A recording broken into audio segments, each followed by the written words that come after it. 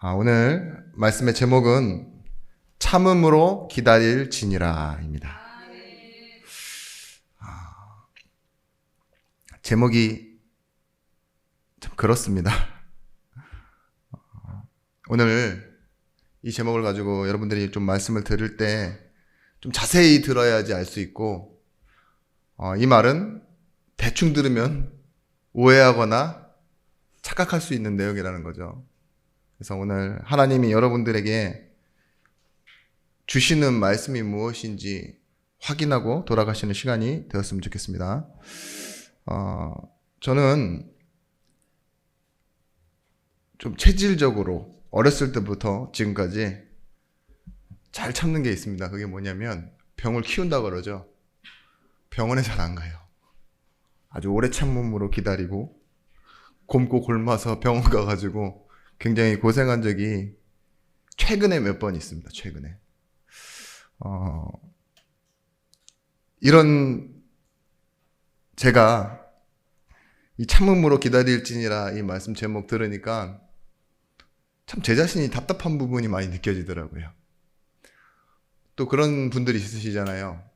뭔가 들이닥치기도 전에 먼저 뛰시는 분이 있는 반면 어떤 분들은 진짜 아무것도 안 하는데 참음으로 기다릴지니라 이런 제목 들으면 와, 내가 뭐 해야 되지? 더 할 게 없네, 이런 답답한 마음 드실 수도 있습니다. 오늘 이 제목을 바울이 이 말씀에 적어놓은 이유는 복음 때문에 고난받고 고통받는 일이 생길 때 참고 기다려라, 이렇게 말한 것이죠. 근데 우리 주변을 돌아보면 교회가 교회를 욕할 만큼 참 실수해놓고 변명하고 또 자기 나름대로 틀린 일을 계속하는 사람들, 그것에 대해서 뭐 항의하거나 지적하거나 이렇게 좀 싸우는 사람들, 그런 사람들이 있는데 그게 꼭 복음 때문에 받는 고난은 아니잖아요. 근데 내가 느낄 때는 욕먹는 건 다 비슷하니까 내가 복음 때문에 핍박받는구나, 그렇게 착각할 수도 있어요. 오늘 이 두 가지 공통점이 있습니다. 내 실수와 내 연약함 때문에 때로는 지적당하고 때로는 욕을 먹는 것도 참고 기다려야 될 부분이고요. 우리가 진짜 복음을 사랑하고 복음 안에 살아가는데 이 복음 때문에 혹시나 고난이 있다 할지라도요, 참고 기다려야 하는 부분은 같습니다. 여러분, 서론적으로 우리가 진짜 봐야 될 게 있습니다.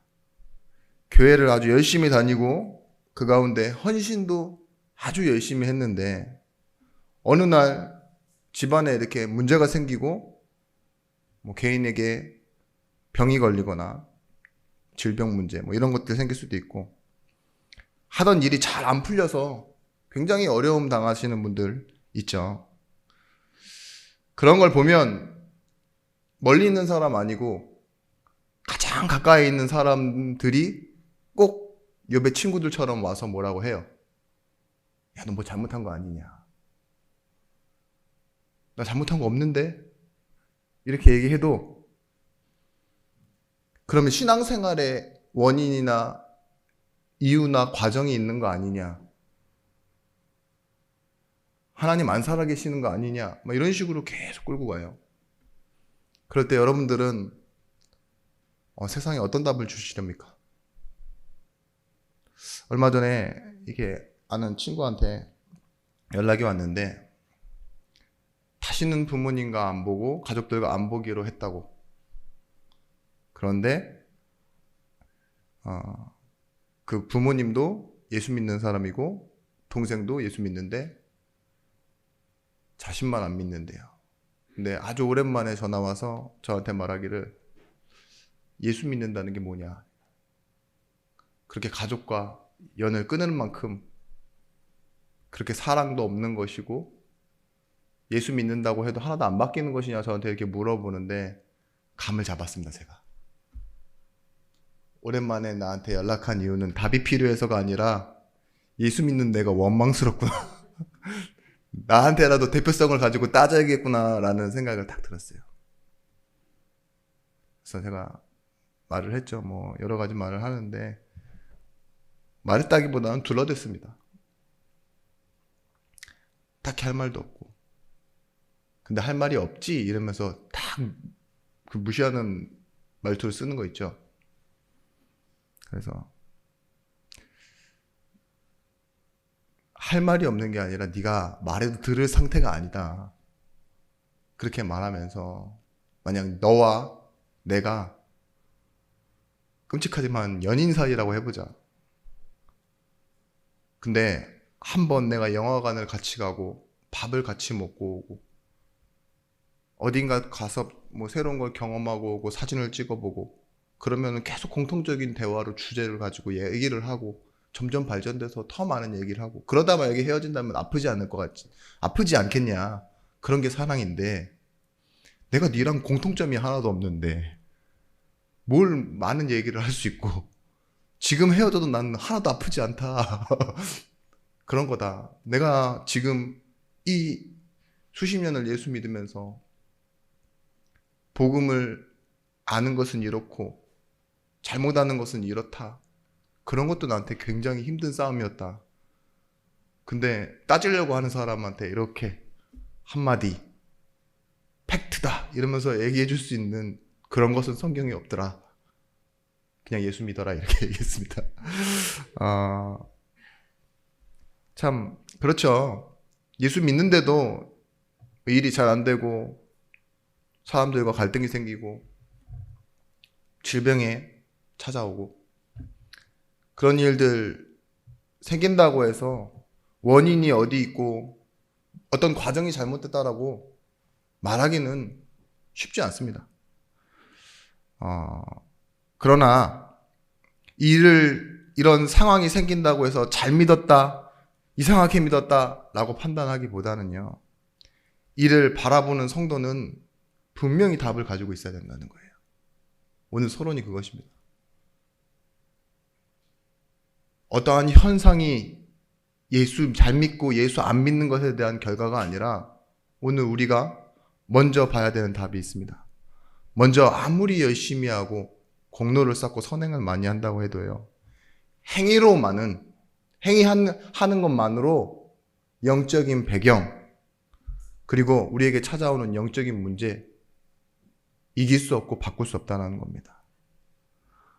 오직 복음이 아니면 죄로 인해 찾아오는 재앙과 저주 막을 수 없다 이렇게 성경이 말하고 있어요. 내가 이겨내는 것이 아니라 예수 그리스도께서 담당하신 것입니다. 그 문제는. 불안하니까 이것저것 다 하고 무엇이든 열심히 하는 게 아닙니다. 우리는 오직 복음하는 거예요. 신앙생활의 목표는 무엇이냐? 열심히 하는 것, 이것, 저것 시도하고 도전하는 게 아니라 오직 복음하는 것입니다. 오직 복음의 기준이 무엇일까요? 오직 복음하다 보면요. 다른 것은 버렸는가 점검할 수 있어요.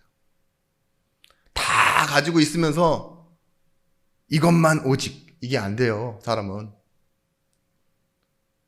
복음을 사랑하고 복음 앞에 나아갈수록요. 다른 것은 다 우선순위가 아닌 차선순위가 되는 겁니다.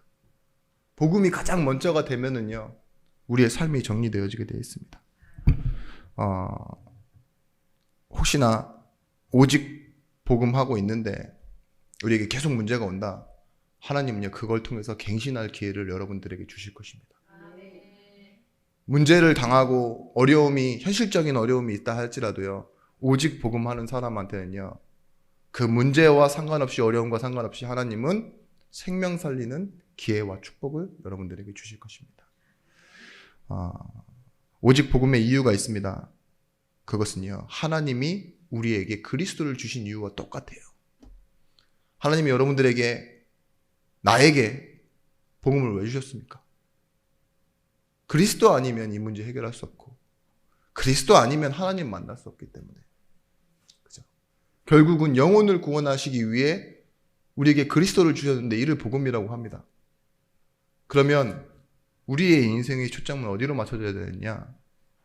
하나님이 우리에게 그리스도를 주신 이유와 또한 그리스도께서 우리와 함께 하심으로 진짜 하고자 하시는 일이 무엇인가? 그걸 찾아내는 게 오직 복음한다고 합니다. 여러분, 그리스도가 이 땅에 오신 이유를 여러분 알고 계십니까? 그렇다면 그 오신 목적의 비밀인 영혼 구원에 여러분들은 실제로 관심이 있으십니까? 네. 아멘이 많이 나왔으면 좋았을 텐데. 네, 아쉽습니다. 자, 여러분 증거를 한번 대보겠습니다. 마태복음 6장 33절 말씀에 너희는 먼저 그의 나라와 그의 의를 구하라. 그리하면 이 모든 것을 너희에게 더하여 줄 것이니라. 신기하죠? 여러분들은 테스트에 100% 통과했습니다. 너희는 먼저 그의 나라와 그의 의를 구하라 할 때 아멘이 아무도 없었습니다.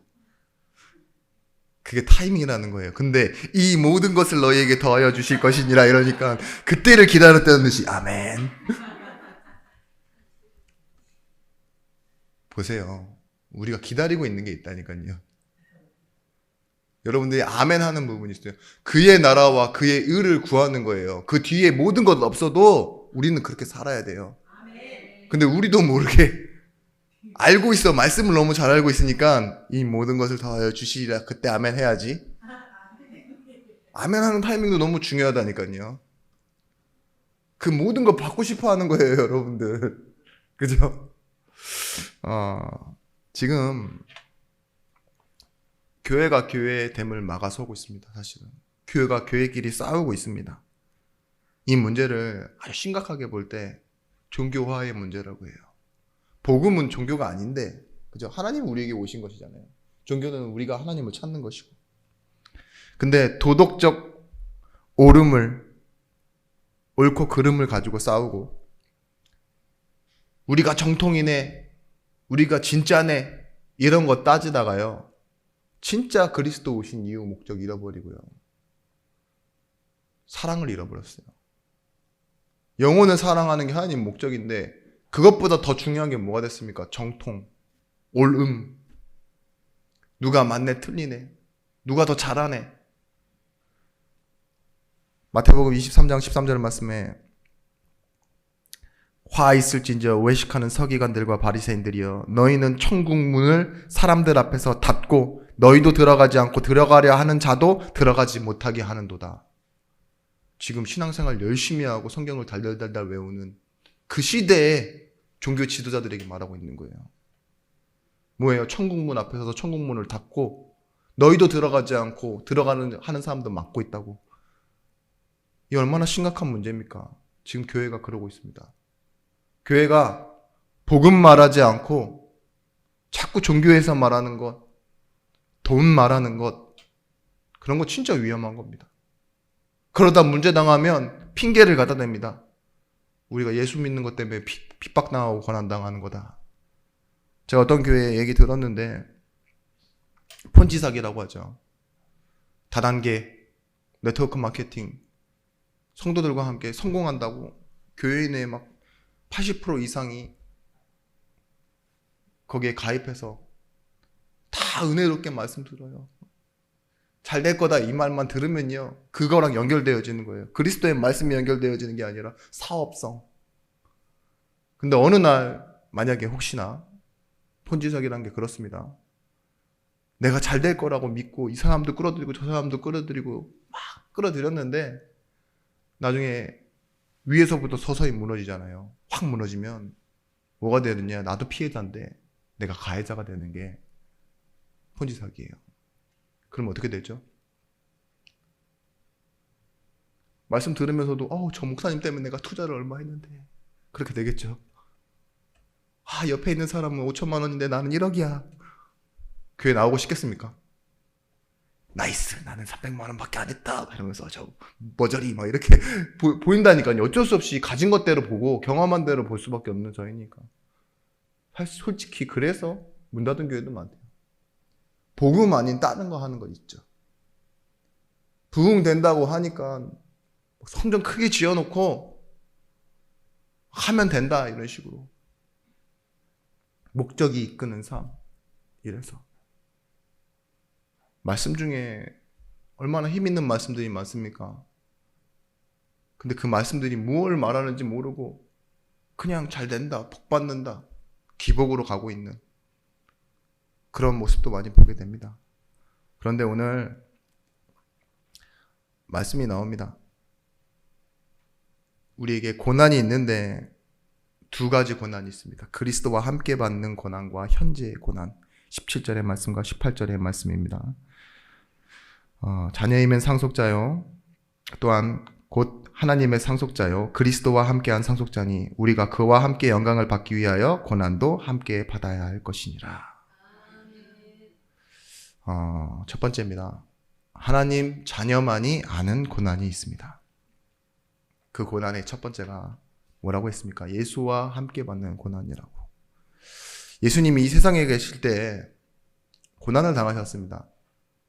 근데 그 고난을 당하신 이유가 무엇입니까? 하나님이 보내셨다고 하는 거. 근거 없이 증거 없이 하나님이 보내셨다고 하니까 그 유대교의 유대주의자들이 핍박하기 시작한 거예요. 우리가 그토록 기다리던 사람이 고작 너라고? 목수의 아들. 나사렛에서 온 너같이 연약한 사람이라고? 인정하지 않은 거예요. 근데 그 사람이 뭐라고 합니까? 하나님의 아들이라고 주장해요. 그래서 예수님께서 고난받은 이유는요, 하나님의 아들이라고 주장했기 때문이에요. 예수님은 퍽 초라해 보이고 가문도 배경도 없었습니다. 그런데 무슨 니까 짓게 하나님의 아들이냐 이렇게 무시했죠. 십자가에 죽을 때도 그랬습니다.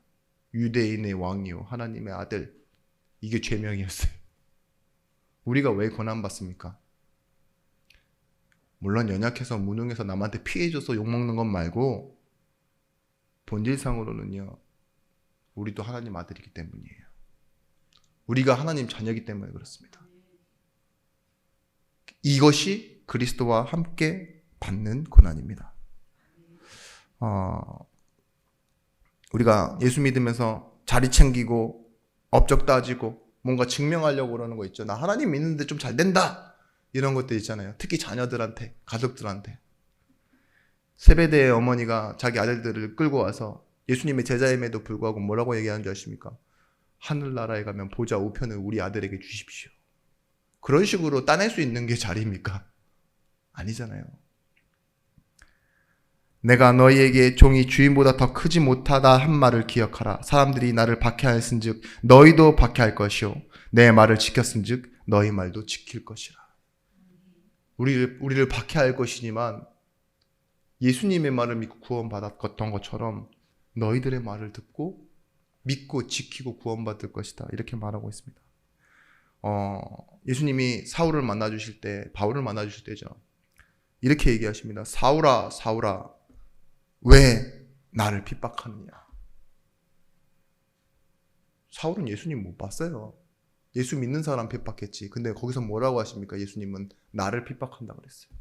하나님의 아들, 우리와 자신을 동등대에 놓으신 거예요. 예수께서 고난받으신 것처럼 우리도 고난받는 겁니다. 그러면서 우리에게는요, 현재의 고난이 있습니다. 그 현재의 고난은 무엇이냐? 지금 당장의 현재 말고요, 살아가면서 죽을 때까지의 평생과 세상이 끝날 때까지의 말세를 두고 현재라고 합니다. 근데요, 우리는 살아가는 동안 우리가 예수 믿고 구원받아야 하는 모든 시간 동안에 우리는 고난받습니다. 그런데 바울은 당당하게 얘기합니다. 28절 말씀에 생각하건대 현재의 고난은 장차 우리에게 나타날 영광과 비교할 수 없도다. 아멘.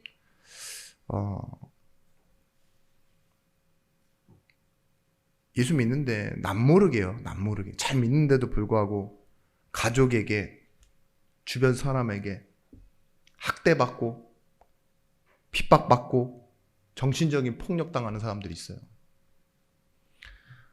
직장에서 예수 믿는 사람이라고 술 안 먹는다고, 교회 간다고, 저 사람이랑은 스케줄이 안 맞는다고, 약속 스케줄이 안 맞는다고. 그래서 따돌림 당하는 사람도 있고요. 실제로는 그래서 막 진급도 안 되고 그런 사람도 있고요. 따돌림 당하는 사람도 많습니다.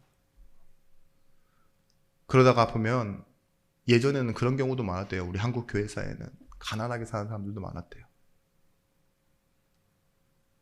진짜로 막상 가서 보면은 회사에, 직장에 이 대표자들, 돈 많은 사람들이 다 어디 신자들이냐? 불교 신자거나 완전 무교거나 무속인에게 전 보는 사람들인데, 예수 믿는 사람 온다 그러면 막 관상 보고 막 이러잖아요. 어제까지 막 진짜 힘들게 살다가 예수 믿는다고 얼굴이 한순간에 펴지는 건 아니니까. 그죠?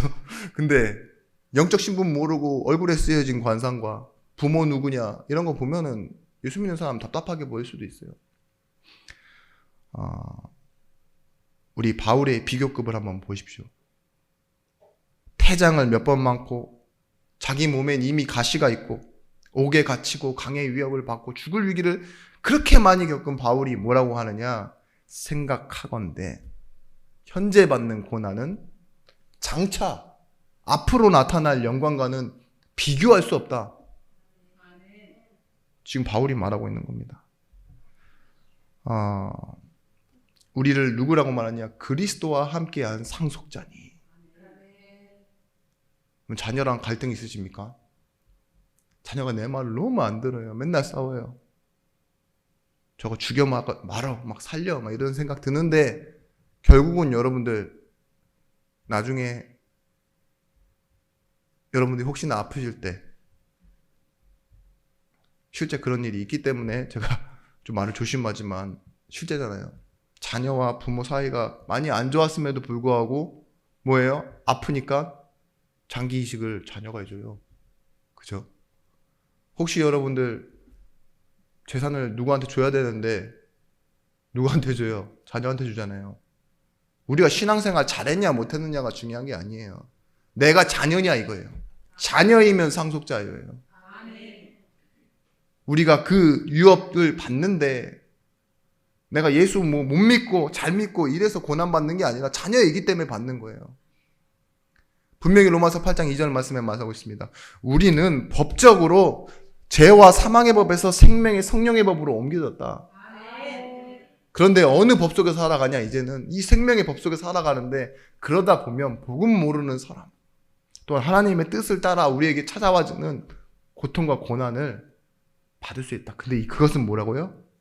장차 나타난 하나님의 영광, 그것을 위해 준비된 시간이라고.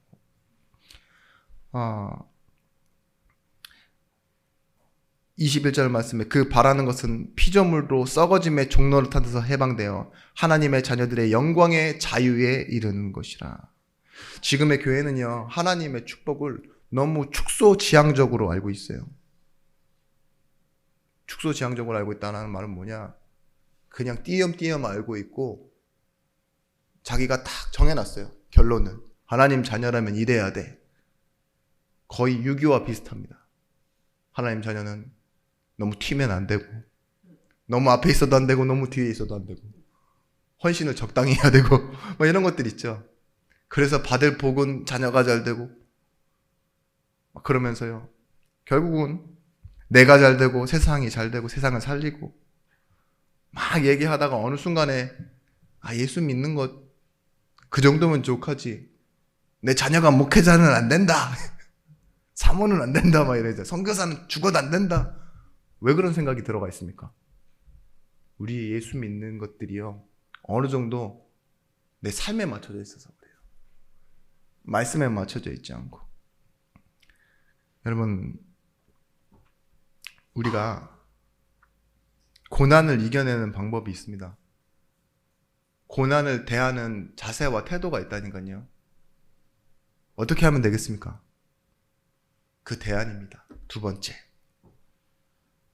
큰 두 번째입니다. 고난에 대한 지식을 먼저 알고 있으면요, 하나님 주신 축복들이 찾아지게 되어 있습니다. 고난, 뭐 자기 부인 이렇게 하라고 했더니만 실제로 그런 사람도 있었잖아요. 고난이 축복이다 막 이러면서요. 자기 부인 하라 이 말씀 적혀 있다고 하니까 실제로 허벅지를 찌르는 사람도 있었고, 그건 자해죠. 고난 중간 십자가를 만들어서 끌고 다니는 사람, 그건 자기가 만든 고통 아닙니까? 뭐 십자가에 자신을 못 박아달라 그래가지고 피 흘리다가 과다출혈로 가신 분도 몇 년 전에 있었는데, 그런 고난을 만들어내서 자기가 겪으라는 게 아니에요. 고난을 따라하라는 말이 아닙니다. 고난이 무엇인지 알고 고난에 대한 하나님의 축복을 찾아내라는 거죠. 분명히 말하고 있습니다. 고난을 피하라 이런 말은 없어요. 성경의 말을 보면 고난을 받으라 라는 말이 성경에 점점점히 이어지고 있습니다. 고난을 받지 않고는 하나님 나라 들어올 수 없다라고 말하는 성경도 있어요. 베드로전서 4장 13절 말씀에 오히려 너희가 그리스도의 고난에 참여하는 것으로 즐거워하라. 이는 그의 영광을 나타내실 때 너희로 즐거워하고 기뻐하게 하려 함이라. 아멘. 고난의 기역자도 듣기 싫어하는 사람이 있는데, 진짜 리더와 지도자들은요, 고난 가운데로 끌고 가는데요, 그냥 끌고 들어가는 게 아니라, 억지로 끌고 들어가는 게 아니라 사명을 알게 해서 끌고 들어가요. 지금 러시아 푸틴 대통령이 이제 드디어 징집하니까 난리가 났잖아요. 군대 안 가려고 막 팔 부러뜨리고, 막 자기 팔 부러뜨리고, 막 시위하다가 끌려간 사람이 어제도 800명이 넘는다면서요. 그런 거는 막 법으로 제재해서 어떻게든 끌고 가는 건데, 우리나라 예전에 독립운동하신 분들, 그런 사람들 어땠습니까? 예. 자기가 지원했잖아요. 그죠? 고난 당하는 걸 기뻐하고 즐거워해야 된다니까요. 도시락에 폭탄 넣고. 리더와 지도자들의 특징입니다. 근데 진짜 그리스도 믿는 사람들은요, 고난이 무엇인지를 알기에 이것을 두려워하기보다는 감당하는 사람으로, 감수하는 사람이 되어집니다. 그래서 바울이 아들이라고 말했던 제자 디모데에게 이렇게 말합니다. 디모데후서 1장 8절 말씀에 그러므로 너는 내가 우리 주를 증언함과 또는 주를 위하여 갇힌 자 된 나를 부끄러워하지 말고 오직 하나님의 능력을 따라 복음과 함께 고난을 받으라. 그냥 고난받으라 아니라 복음과 함께 고난을 받으라. 디모데후서 2장 3절 말씀에 너는 그리스도 예수의 좋은 병사로 나와 함께 고난을 받으라. 여러분, 고난받는데 기쁨과 즐거움이 있습니다. 그것이 뭐냐? 복음과 함께 고난받는 것과 동역자, 진짜 복음이 통하는 사람과 함께 고난받으면요, 감당할 수 있어요. 혼자 이상한 상상하다가 이게 고난이구나 느껴질 때 뜨거! 이러는 고난 말고요, 하나님이 원하시는 거 있죠. 이 사람을 보면 이 사람도 하나님의 은혜로 이것을 이겨내고 있네, 승리하고 있네. 그럼 점검되어지는 게 뭡니까? 복음이 고난보다 크다가 확인되어지는 거예요. 고난을 통해 우리가 가진 소망의 힘이 얼마나 큰지 확인하게 됩니다. 그걸 보고 영적 성숙이다 그래요. 진짜 소망 때문에, 소망이 낳는 것이 뭐라 그랬죠? 소망은 인내를 낳는다 그랬어요. 소망이 있는 사람은요, 고난 앞에서 도망가지 않아요. 더 큰 열매를 바라보고 오늘 제목처럼 참음으로 기다릴지니라.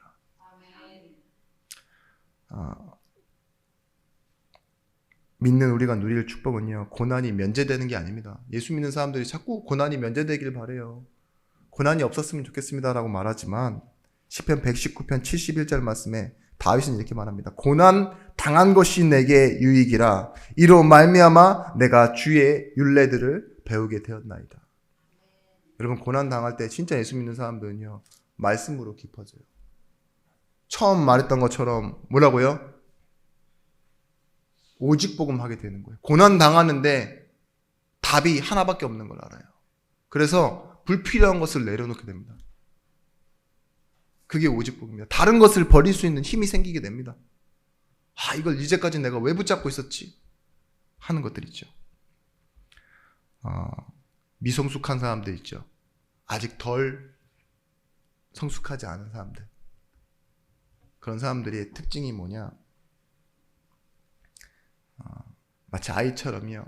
바로 눈앞에 보이는 것에 쉽게 흔들려 버리는 거예요. 소망을 갖기보다는요. 눈앞에 있는 것을 따라가는 게 편한 거예요. 그런 게 미성숙한 사람들입니다. 그런 사람들이 어떤 단어를 좋아하냐? 현재, 지금, 바로 이런 말들 있죠. 여러분들 좋아하는 말 있잖아요. 현찰, 박치기 이런 것들 있잖아요. 지금 바로 현찰, 박치기 이거 얼마나 좋아하십니까? 이건 바로바로 나를 기분 좋게 해줄 수 있으니까. 그죠? 아이들도 그렇잖아요. 진짜 똑똑한 아이들은 뭐냐? 차이를 보이는데 약속을 더 믿는데요. 이거 먹지 마. 이렇게 했는데요. 그냥 먹지 말라고 하면 안 되니까 조금만 기다리면 2배를 줄게, 3배를 줄게.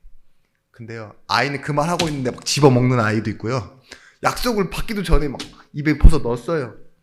근데 어떤 아이는요, 다 계속 쳐다보다가요, 조금 먹고 다시 놔두고 이런 아이도 있고, 아예 딱 흔들리니까 자기가 딱 고개를 돌려버리더라고요. 근데 뭐예요? 실험이니까 약속대로 3배, 몇 개를 더 주고 그런 게 있어요. 그게 바로 소망입니다. 우리가 그냥 기다리라는 게 아니라요. 약속된 것을 기다리라는 거예요. 그걸 기다리는 동안에 때로는 위기도, 유혹도, 어려움도 올 수 있습니다. 그걸 우리는 고난이라고 하지만 우리가 말했죠. 그리스도와 함께 받는 고난. 현재의 고난은요. 하나님 자녀가 당연히 가지고 가는 고난들입니다. 조삼모사라는 말이 있습니다. 조삼모사. 들어는 보셨는데 뜻은 잘 모르실 겁니다. 옛날에 중국에 한 어떤 사람이 원숭이를 키우는데 원숭이가 점점 번식을 하다 보니까는 양이 많아지는 거예요. 숫자가 많이 늘어나니까 이제 좀 어느 정도 법칙이 필요한 것 같아요. 그래서 이제 원숭이를 불러놓고 말합니다. 야, 아침에 3개, 도토리 3개, 저녁에 4개 줄게. 이러니까 마음대로 먹던 이 원숭이들이 흥분해가지고 막 욕을 하는 거예요. 그랬는데 알았어 진정해. 그러면 아침에 4개, 저녁에 3개 줄게. 그러니까 원숭이들이 절을 했답니다. 이렇게. 그걸 보고 조삼모사라고. 뭐예요? 결과는 같아요. 하루에 7개예요. 그죠? 조삼모사. 근데 뭐예요? 눈앞에 보이는 숫자 하나 변하는 게요. 우리 인생이 너무 커 보이는 거죠. 그걸 보고 조삼모사라고 하는데 우리도 그렇다니까요. 예수 믿다가 좀 잘 되면 와 하나님이 응답 주셨다. 와 드디어 귀신이 떠나가는구나. 흑암 다 무너졌다. 이렇게 얘기하고 조금 안 되면 내가 뭐 실수했나? 하나님 날 치시나? 이렇게 되는 거 있죠. 그게 현실을 바라보는 사람. 여러분 이미 여러분들 응답 하나도 못 받아도 하나님 자녀라는 모든 축복을 다 받은 사람들입니다. 응답받기 위해 축복받기 위해 교회 나와야 되는 사람이 아니라고요. 하나님 나를 뭐라고 했어요? 빛의 자녀로 정말 나를 살리고 생명을 살리는 전도자로 여러분들 부르셨다고요. 그 축복 누리다 가면 되는 겁니다.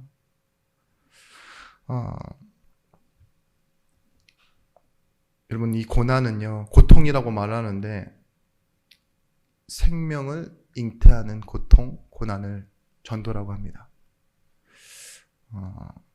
이 22절 말씀에 피조물이 다 이제까지 함께 탄식하며 함께 고통을 겪는 것을 우리가 아느니라 이랬는데요. 여러분 생각해 보십시오. 장례식장에서 느끼는 그 절망의 고통과 또 산부인과 분만실에서 느끼는 고통, 그 절규, 비명이죠, 비명. 그 두 중에 어느 게 더 고통이 클까요? 예? 예. 산부인과에서 분만실에서 나는 고통이 더 크겠죠. 원래 남편이 탈모가 있는데 막 같이 옆에 갔다가 막 머리카락 다 뽑히고 나오는 남편들도 있고 이러는데 그죠? 셋째를 낳으니까 여기가 다 비었다는 뭐 그렇다니까요. 근데 여러분 그 고통은요 참고 기다려야 되는 거예요. 버텨야 되는 거예요. 그래야 생명이 나오니까. 엄마들이 하는 말이잖아요. 내가 너를 낳는다고 얼마나 그렇게 아파서 낳는데 첫째 낳고 났는데 남편이 가서 둘째를 낳자 이랬을 때 막 죽여버리고 싶다면서요? 얼마나 아팠는데, 그죠? 근데 여러분들 또 뭐예요? 여러분들의 어머니들은 다섯째도 낳으시고 그죠? 10명도 낳으셨다는데 왜 그럴 수 있었을까요? 고통을 참고 이기는데 소망이 더 커요. 여러분 신앙생활 하면서 복받기 위해 신앙생활 하는 사람이랑 정말 전도자로 생명 살리기 위해 그 복음 전하는 게 축복인 것을 알고 거기에 인생의 목표와 방향을 가지고 살아가는 사람이 갖는 문제에 대한 해석은 다를 수밖에 없습니다. 고난 당해도 가요. 여러분들에게 진짜 신앙생활에 정말 방향을 제대로 잡으시라는 게 여러분 전도자잖아요. 가족을 목표로 한 전도자가 아니라 진짜 불신 현장에 어려움 당한 사람들, 그죠? 내 주변에 있는 진짜 복음이 필요한 사람들, 내 욕심 때문에 못 보고 있어서 그렇지 혹시나 보시고 복음 전할 수 있으면요, 고난은요 자연스럽게 넘어가게 되어 있습니다. 한 명의 제자만 있다고 해도요 신앙생활 하는 일평생이 재밌어져요. 즐거워집니다. 내 자녀요, 내 동역자라고 생각하면요, 내 모든 것을 주고 내가 손해가 나도 여러분 지키고 사랑하게 됩니다. 저한테는 여기 앉아 계신 여러분들이 그 제자라고 생각됩니다. 저와 강단을 말씀을 같이 통하는 여러분들이 저의 동역자입니다. 그래서요, 피조물이 고대하는 바는 하나님의 아들들이 나타나는 것이니 19절에 말하고 있습니다. 자연 만물도 탄식하고 있다고요. 여기서 피조물은요 자연 만물을 말하고 있는 겁니다. 곰이 웅담주로 태어났겠습니까? 뱀이 숫독 안에 들어가고 싶어 태어났겠습니까? 코끼리가 상아를 바치려고 태어난 거겠습니까? 저 지금 막 빙하들도 녹고 있는데요, 자연 막 오존이 다 파괴되고 막 이러는데요, 그것도 다 자연이고 피조물이지 않습니까? 근데 그 자연들이 지금 뭐라고 말하고 있냐? 허무한데 굴복하는 것은 존재의 의미를 잃어버렸다고요. 사람이 죄짓고 떠나갔을 때 땅도 모든 피조물이 다 저주를 받았다 그러잖아요. 그래서 다 죽습니다. 저 태양, 달도 죽어가고 있어요. 썩어짐의 종로를 타고 있다. 천하만상 가운데 죽어가고 있습니다. 22절 말씀에 피조물이 다 이제까지 함께 탄식하며 함께 고통을 겪고 있는 것을 우리가 아느니라. 뭐예요?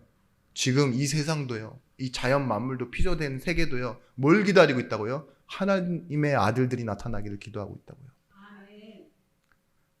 여러분, 요셉이 가는데요 모든 것이 살아났습니다.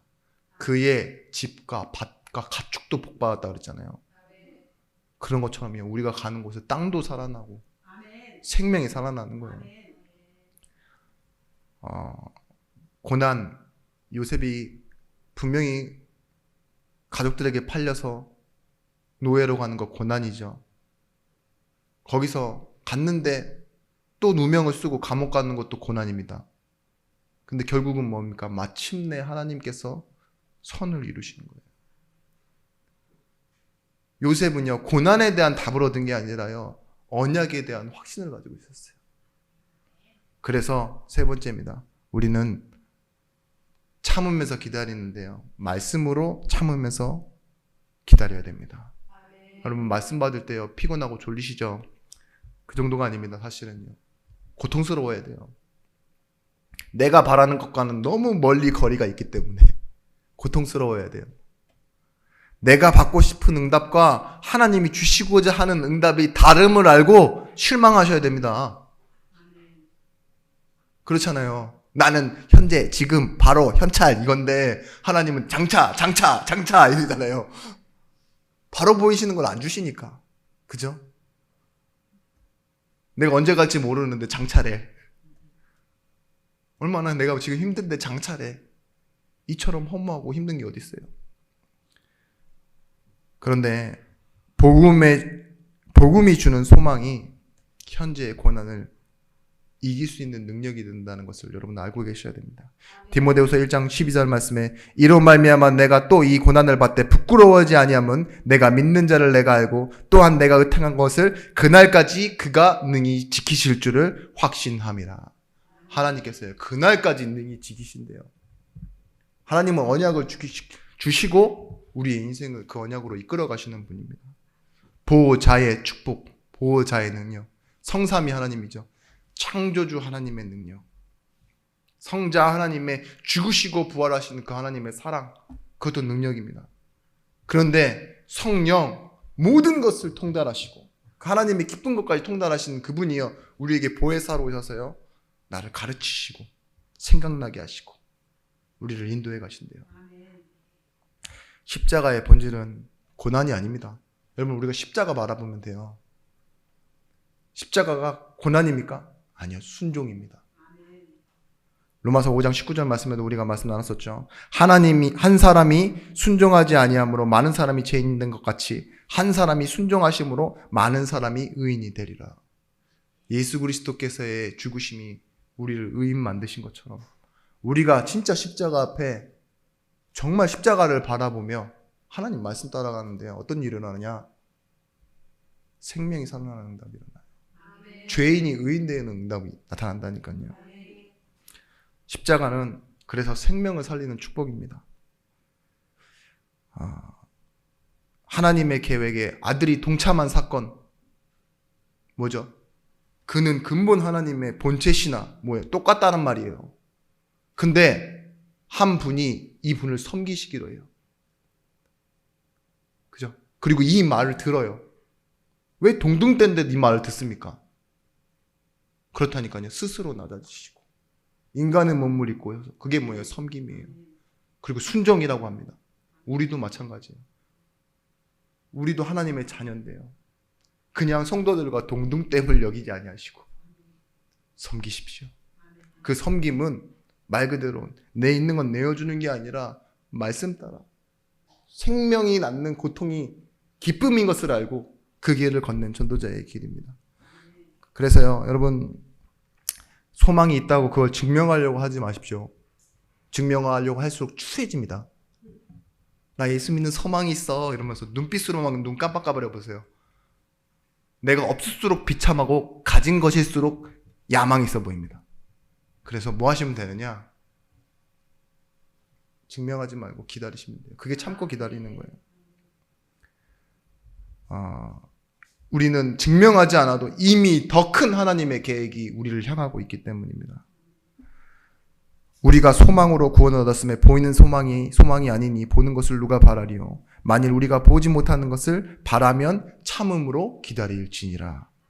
오늘 말씀 마지막 절입니다.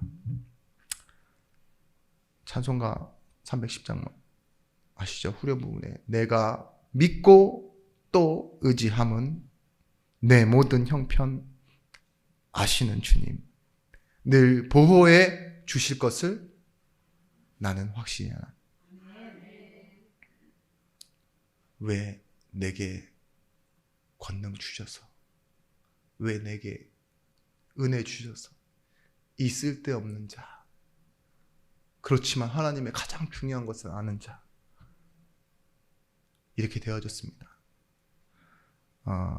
우리의 시선은요, 시편 62편 5절 말씀에 나의 영혼아 잠잠히 하나님만 바라라. 물은 나의 소망이 그로부터 나오는지라.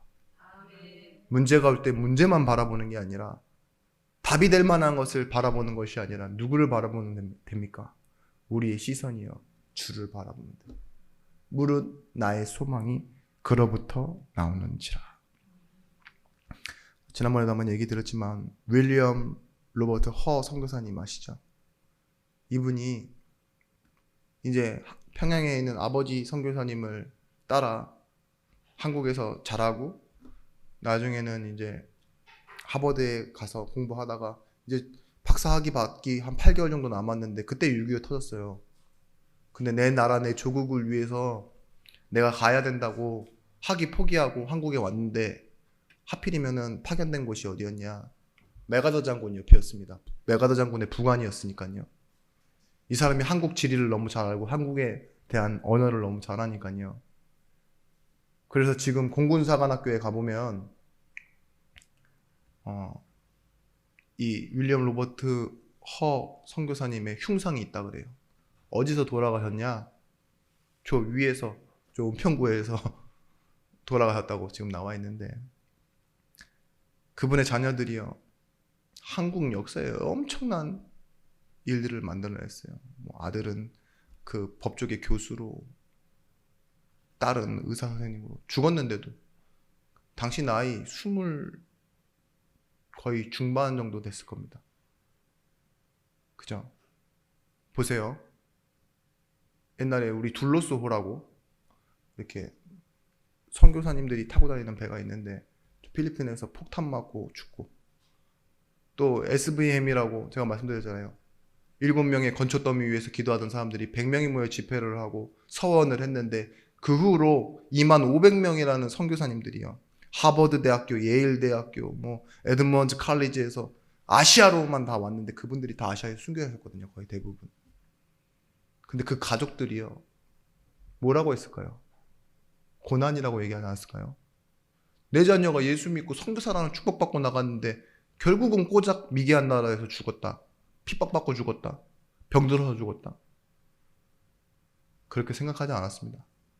그 사람들이 우리는 이 축복을 누리고 있습니다 라고 편지했대요. 가족들이요. 둘로스호의 가족들. 그 자녀들이요 남아서요. 아버지는 그렇게 죽었는데요. 계속 한국에 살았다니까요. 그 허선교사님의 아버지도 그랬지만 자신도 그랬고 그 자녀들도 한국에 계속 남아서 살았다니까요. 눈에 보이는 우리의 필요세계가요. 발전으로, 정치로, 어떤 몇몇 사람의 그 산업혁명으로 이루어진 게 아니라요. 사실은 하나님의 계획 속에 여러분들이 있었기 때문에 그런 일들이 일어난 겁니다. 여러분, 우리가 놓치면 안 되는 게 있습니다. 우리가 고난받을 때 하나님은 쉬고 계십니까? 그렇지 않아요. 하나님 일하고 계세요. 혹시나 우리에게 진짜 문제당하는 일이 생기는데요. 하나님 쉬고 계시지 않다고요. 그래서 로마서 8장 28절 말씀, 오늘 25절까지가 끝이었는데 28절 말씀에 뭐라고 나와 있어요? 하나님을 사랑하는 자, 곧 그 뜻대로 부르심을 받은 자들에게는 모든 것이 합력하여 선을 이루느니라. 그렇다니까요. 하나님은요, 그 모든 것들, 안 좋고 안 좋은 것들이 뭉쳐서 지금 덩어리가 되어 있는데 이걸 가지고 뭘 만드신다고요? 작품을 만드신다고요. 형편 안 좋은 나, 답답한 내 인생, 이게 합쳐졌는데 뭐예요? 전도자로. 안 좋고 안 좋은 것이 뭉치면 뭐가 돼야 돼요? 뭐 개똥벌레처럼 이상 굴러가는 게 돼야 되잖아요. 망하는 게 나와야 되는데 뭐예요? 하나님은 손으로 바꾸신대요. 이게 하나님의 방법입니다. 여러분, 에베소서 1장 3절 말씀에 찬송하리로다 말하면서요.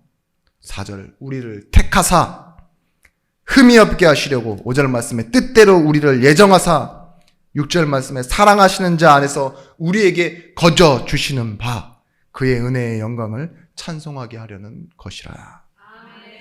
하나님이 우리에게 예정하실 때 기계론적인 예정을 하신 게 아니에요. 우리 자유의지와 충돌되지 않습니다. 하나님은요, 내가 믿고 기뻐할 때 하나님도 기뻐하세요. 다 운명적으로 뭔가 만들어 놓고 나중에는 하늘에 번개가 꽈다당 쳐갖고 내가 딱 죽고 이런 게 아니라니까요. 그런 운명이 아니에요. 하나님은 내 자유의지를 그대로 사용하시면서 하나님은 예정하신 것을 그대로 펼쳐나가세요. 근데요, 여기에 우리가 놓치지 말아야 하는 것이 있습니다. 나는 하나님을 믿지만 하나님도 나를 믿어주세요. 그게 피스티스, 믿음으로예요. 아브라함을 그렇게 바꿔갔던 게 뭐죠? 하나님이 믿어주시고 계속 끌어가시는 거예요. 불신앙하고 연약한데도 계속 끌어가세요. 야곱을 그렇게 만들어 가세요. 그게 믿음으로예요. 그래서 아브라함이 믿음으로 어디를 나왔다고요? 갈대아우를 떠났고, 모세가 뭐라고 해요? 도망한 건데 어쩔 수 없이 억지로 피한 건데 믿음으로 왕궁에서 그 보물과 보화와 이 왕자라는 자녀를 버리고 믿음으로 나왔으며, 그게 뭐라 그랬어요? 하나님의 기록 방법 로기조마이라고 했잖아요. 내가 아는 바와 다르잖아요. 사라는 비웃었다고 나와 있는데 믿음으로 나왔다고 나와 있어요. 그게 뭐예요? 하나님이 믿어주신다는 거예요. 우리를 계속 이끌어 가시는 겁니다. 그게 신앙생활이에요. 오늘 참고 기다릴지니라. 결론입니다. 우리에게는요, 반드시 오는 기회와 예정된 시간표가 있습니다. 그래서요, 우리는 고난을 넘어서고 이것이 다 통과되고 난 뒤에 우리에게 주어진 응답, 그것이 뭐냐? 첫 번째는 남은 자입니다. 오직 복음으로 답이 나 있으면요, 남은 자 되어지는 거예요. 성경의 가장 중요한 사상이 뭐라고 했습니까? 남은 자 사상이라고. 고난을 초월할 언약을 붙잡으시면 돼요. 그러면 남은 자요 증인 되어지는 것입니다. 그리고 복음 안에 있는 이 사람이요, 그 고난을 통과하면서 우리 안에 말씀을 집어넣고 또한 이 말씀을 가지고 계속 기도하는데요. 이게 편집이 돼요. 어떻게 편집이 되느냐? 축복으로 편집이 돼요. 그걸 보고 뭐라고 하냐? 순례자라고 합니다. 고난은 우리를 기도하게 만듭니다. 근데 그 안에서요, 우리에게 약속하신 하나님의 말씀이 우리에게 각인되게 만들어요. 그때 우리가 이 땅을 살아가는 동안에요, 뭐가 되어지느냐? 순례자 되어지는 것이에요. 지난 말씀과도 연결이 되더라고요. 우리가 어떻게 하면 영의 생각을 할 수 있습니까? 육신을 따라 행하는 자는 육신의 생각을 할 수밖에 없지만 영을 따라가면, 성령의 인도를 받으면 성령의 생각을 하게 된다고. 여러분, 순례자가 맞다면 말씀을 따라 성령의 인도를 받으십시오. 그러면 뭐예요? 영적인 축복을 찬양하게 또 증거하게 될 줄 믿습니다.